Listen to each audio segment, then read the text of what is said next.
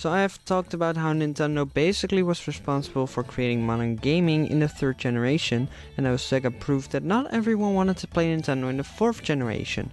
Well, today it's time to talk about the 5th generation and take a look at how Nintendo really f***ed up this generation. So the war continues with Nintendo releasing the Nintendo 64 and Sega releasing the Sega Saturn. But this generation there was also a newcomer, Sony, together with their PlayStation. We also had the Atari Jaguar and the 3DO, but just like the Neo Geo and TurboGrafx when I talked about the 4th generation, I am not going to cover these. So let's get into the 5th generation. But before we get into the 5th generation, we need to go back to the 4th generation when Sega released the Mega CD, also known as the Sega CD. Sega realized that discs were the way of the future for gaming. They were cheaper to develop and could hold more storage than a simple cartridge. So when Nintendo saw what Sega was doing, Nintendo thought that they could also create their own CD add-on for the Super Nintendo. So they decided to partner up with Sony to develop the Nintendo PlayStation, a whole other console which would still be able to play SNES games. After Nintendo re-evaluated their contract with Sony, Nintendo realized they'd be losing money on this thing. So they partnered up with Philips instead to create this add-on and eventually released the CDI in 1990. And who cared? Sony was not happy about this contract because Philips was one of the biggest rivals of Sony around that time. So Sony decided, F Nintendo, we can make the PlayStation ourselves, and took the resources they got from their work with Nintendo and created the PlayStation. And that's how we get to the 5th generation. So on October 27th, 1993, Sony announced that they would join the console market with their PlayStation. And it would play discs, so it could play larger games. A PS1 disc could hold between 100 megabytes and 2 gigabytes, which really doesn't sound like a lot these days, but back in the day this was a really big deal. But since Sony was new to the console market, they had to rely on mostly third-party games. Nintendo and Sega created big games for the consumers themselves, which is why the 3DO and Atari Jaguar failed. They lacked first-party titles and relied too much on outside companies. This is why Sony negotiated with companies like Namco and Konami and eventually had support from over 250 different developers. The PlayStation eventually released in December of 1994 in Japan and September 1995 everywhere else, just a few weeks after Sega. Well, better talk about that piece of shit for a while. The Sega Saturn was the sequel to the most successful Sega console, which, to be honest, wasn't really that successful. They wanted to build the system with 3D games in mind, which started to become a thing when these consoles released.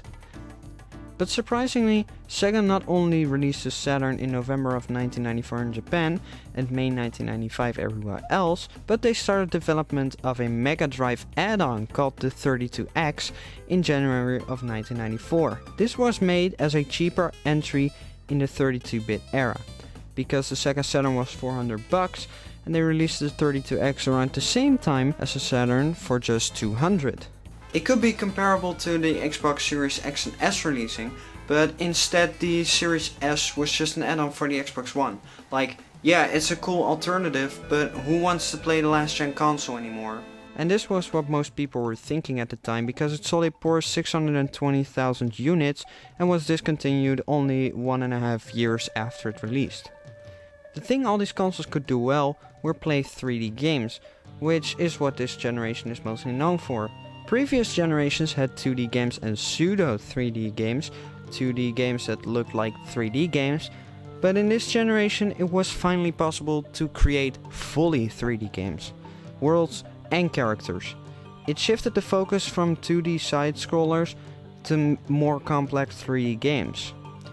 And so in 1994, Nintendo announced that they would partner up with Silicon Graphics to create the Nintendo Ultra 64. The design was revealed together with the cartridge design. What? By 1994 it was obvious that discs were the future of video games, but Nintendo decided to go with cartridges instead because, oh, they had faster load times and prevented piracy. Nintendo originally wanted to release the console at Christmas of 1995, but in May of 1995, Nintendo delayed the console to April 1996.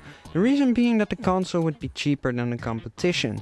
Nintendo probably expected people were willing to wait due to them winning the console wars of the 3rd and 4th generation, but instead people bought a PlayStation to accommodate for the wait. The console was delayed one more time to June 23rd, 1996, so Nintendo could release the console everywhere at the same time. But when the console came out, the PlayStation and Sega Saturn were already out for 2 years at that point. Nintendo simply was too late with releasing their console. And because the Nintendo 64 used cartridges, third parties decided to go over to PlayStation because it was easier to develop there, meaning that the Nintendo 64 had little third-party support. This, combined with the fact that the generation was mostly about 3D games, Nintendo had a hard time developing games, meaning that games came out very slow.